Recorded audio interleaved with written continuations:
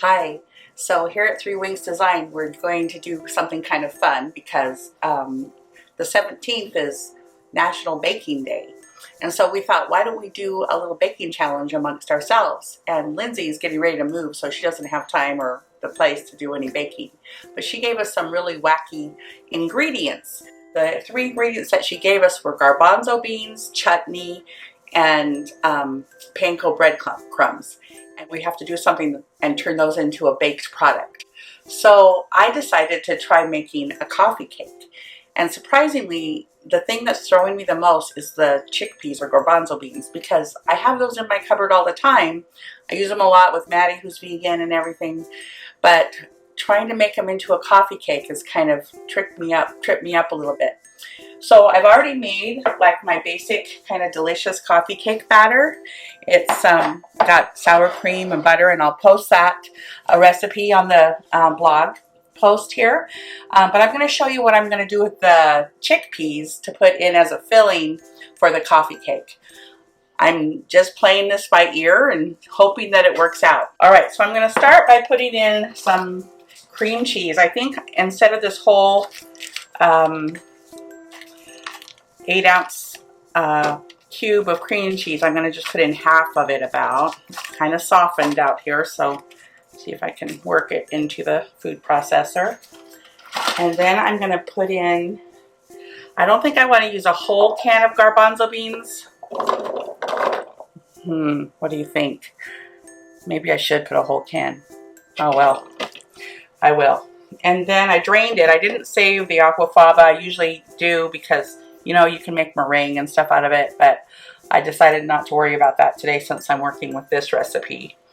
I'm going to put in half a cup of brown sugar. This might make way more than I need for my 8-inch coffee cake, but we'll see. And then for I want the chutney to be able to be noticed, so I think I'll put in like half a jar. This is let's see, how big is this jar? 12 ounces. So this is about 6 ounces, probably like 3/4 of a cup of the chutney. All right, crossing my fingers that this works out. Fasten this on tightly, there, and give it a pull. And then I'll just blend it. We'll give it a taste and see what it tastes like. Get a clean spoon here. Okay.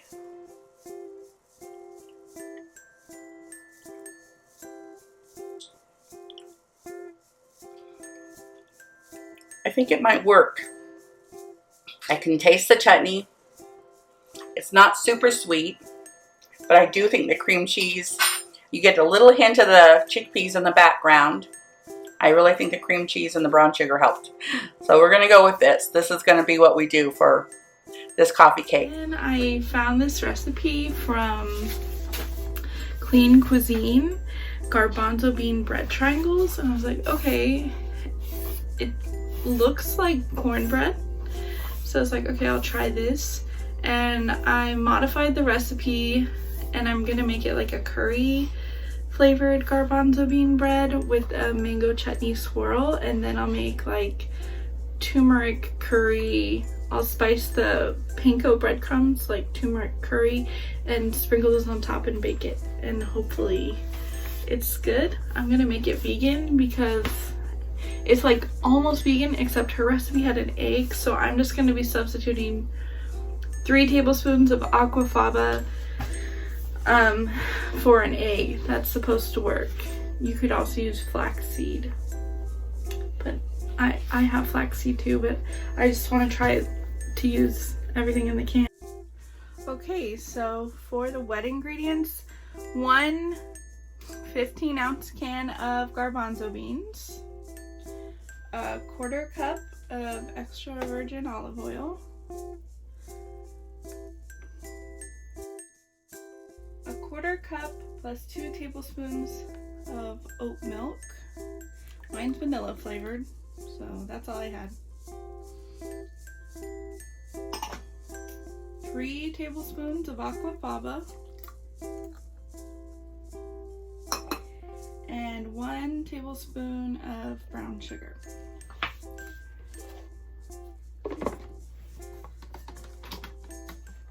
And then we're gonna blend this until it's smooth and creamy. I'm gonna check it and see how it is. Whoops. Looks pretty smooth and creamy. So this is my crust. It just came out of the oven. It's a little darker on the edges than I want it to be, so I think when I bake the cheesecake part, I'm just going to wrap the edges in foil. So hopefully that helps, because this has to bake for another hour. I'm not really regretting my decision to do a cheesecake, except for the fact that I'm using chickpeas in the filling, and I want it to be as smooth as possible, so I'm like taking the outer casing off of each individual chickpea, which is ruining my life. So yeah, other than that though, it's a really easy recipe so far. Okay, so I've got it baking in there, 350 for 22 minutes. We'll see how it comes out. I don't know. He's baking.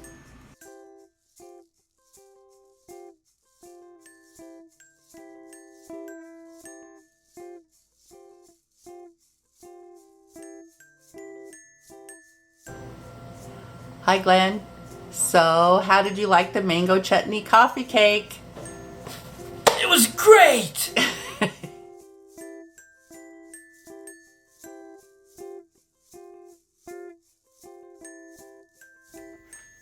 Okay, so here's my moment of truth. I'm gonna try the first bite.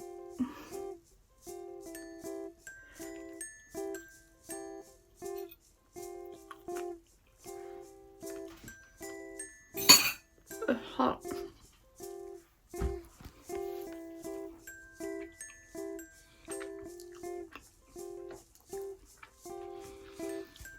It's not bad.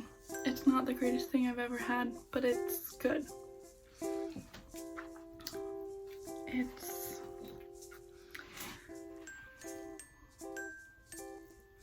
I think next time I would use coconut milk and maybe a little more brown sugar. Maybe dial back the allspice a little. But I think it's good. Okay, I think it's done baking, so I'm gonna let it sit in the oven to set a little bit more while the oven cools down. With like the door open a little bit. So, yeah.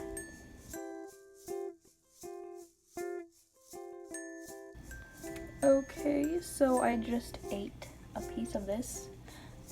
It wasn't bad. There are some things flavor-wise that like I feel like I could mask the chickpeas more. And obviously the consistency is not like a cheesecake, it's more like a pudding. But overall, I'm happy with it. I'm just gonna tweak the recipe a little bit and you guys will probably see it in the future, because this the topping specifically is actually really good, and the crust, it's just the filling that needs a little bit of work, but it should be easy to fix.